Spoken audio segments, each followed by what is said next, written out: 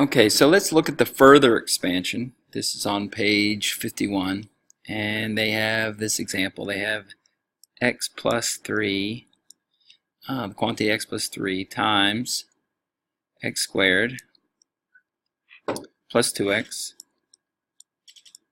plus 4.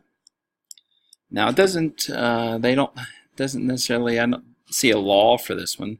So basically you got to understand this is really, you're going back to just distributive property. You're using, basically you're taking your x, you're multiplying it by this first term. You take your x, you multiply it by the second term.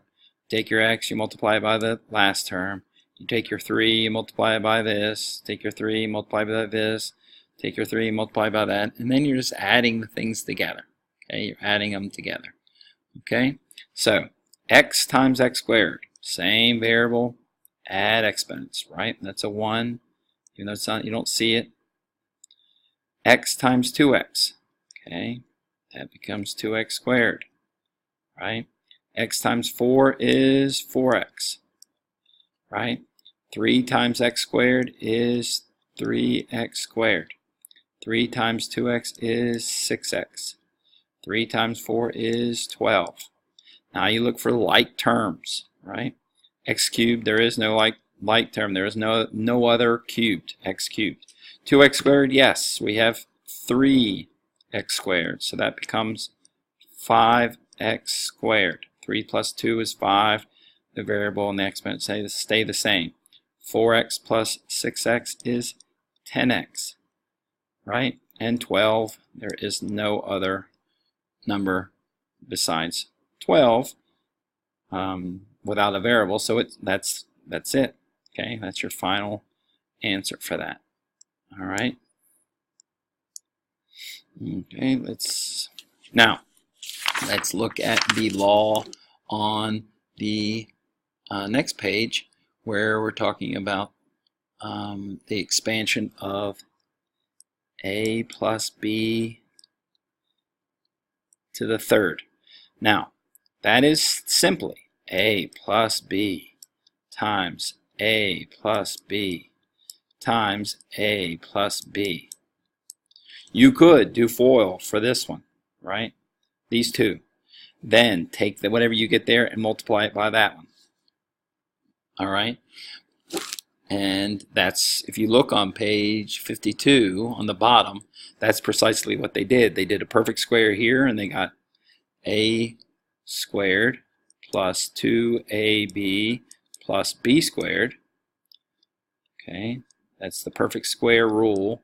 And then they multiplied it by a plus b. Okay, and you get a cubed plus 3a squared b plus 3ab squared plus b squared. Okay, that's what the end result was. This is an a, if you can't see that. All right, a cubed. A squared plus b is a squared b. 2ab times a is 2a squared b. 2ab times b is 2ab squared. Okay. And then you would add like terms. Remember that you can put the variables, you should put the variables a, if they have both a and b, you should put the a first because it's alphabetical order. Okay, alphabetical order. So let's do one of these. Okay, we have, let's say we have the x plus 2 cubed. Okay, we have x plus 2 cubed. Now, the perfect square, what we want at the end, it looks like this.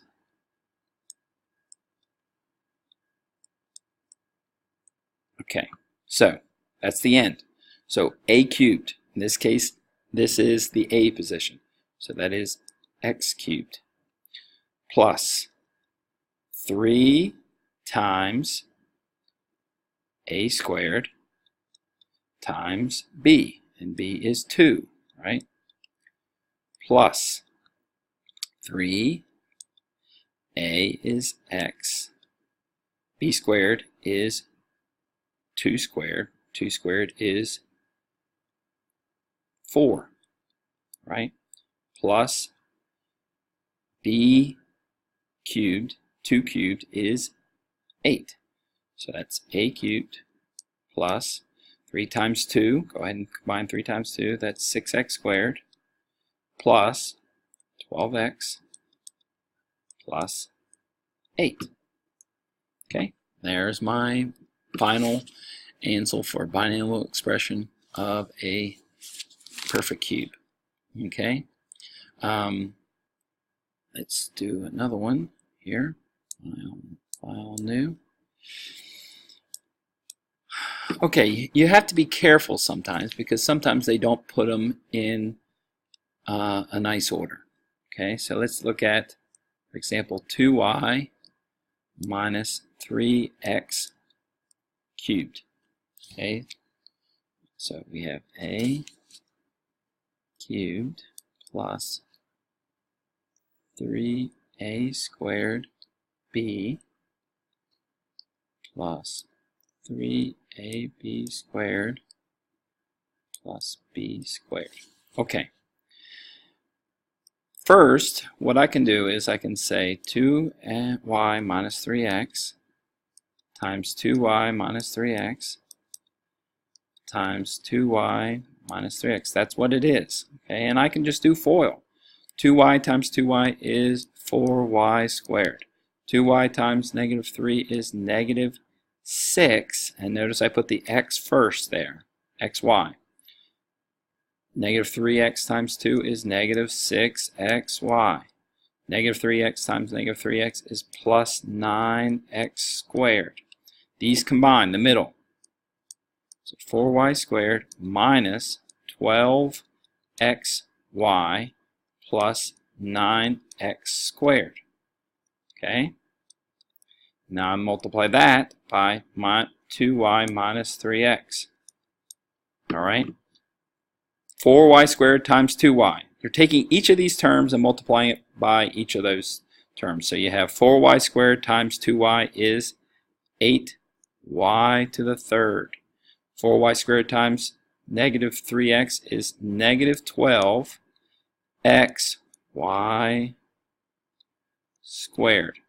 Okay? Negative 12xy times 2 is negative 24xy squared. Negative 12x times negative 3x is positive. Negative times negative is positive. 36x squared y. Okay? Alright. 9, I'm going to have to put them down here, sorry. 9 times 9x squared times 2y is 18x squared y. 9 times 9x squared times negative 3x is negative 27x cubed. Okay. Now you would look to see what like terms there are. All right. And we have the 18x squared y and the 36x squared y. That's going to be a like term. Okay. And you have, let's see, and you have these two, right? Negative 12xy squared and negative 24xy squared. They are like terms, so you have to combine those. So the final, I'm going to end up with 8y cubed, okay? Negative 12 minus 24 is minus 36xy squared, okay? Sorry, y squared. Then 36 plus 18 is plus 54